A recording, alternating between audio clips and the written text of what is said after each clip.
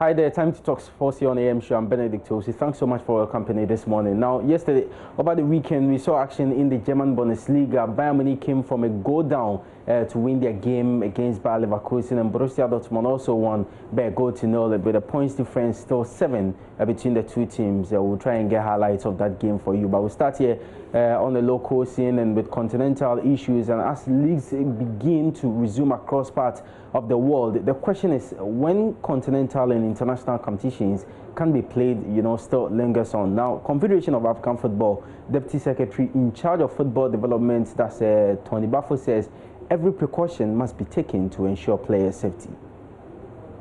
We have already created different scenarios, and of course also worst case scenarios.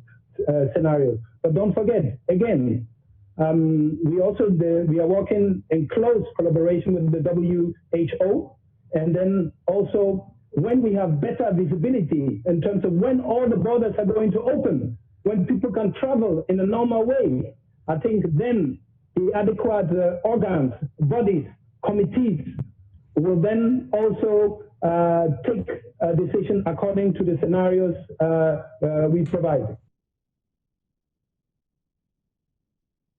So that's Tony Bafo. He's General Secretary in charge of football development at the Confederation of African Football. There will be more on that in our subsequent sports bulletins. But you still have to stay here on the local scene. And CEO of Databank Kojo Adaimes, and who is also a sports fan, has been speaking about how clubs can generate money off the field, especially post-COVID-19. If the game continues without contact, that's going to be a very difficult one, because most of the model we have run is a contact model. The model we have used to run our football in Ghana and the source of income and everything is contact-based. We need to think of how we will earn revenue non-contact.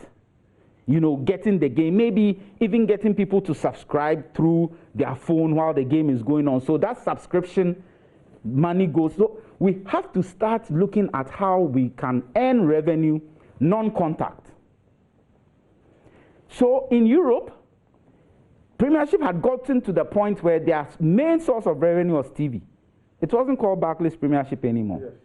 Yes. The main source of revenue is now TV. That's the biggest. Next is sponsorships and kits and all that. They are buying it online now. Now you don't have to enter, I don't have to enter the Liverpool mega store to get my replica, to get my souvenir here. Everything is now non-contact. So post-COVID, or while we are at it, we need to think of how we will earn revenue non-contact. We will watch the game non-contact until such time that the contact model comes back, which in my mind, and if it's not herd immunity, then it must be a vaccine that will bring the old way back. And I don't see it happening in another year or two. So we have to go digital, non-contact way of doing it.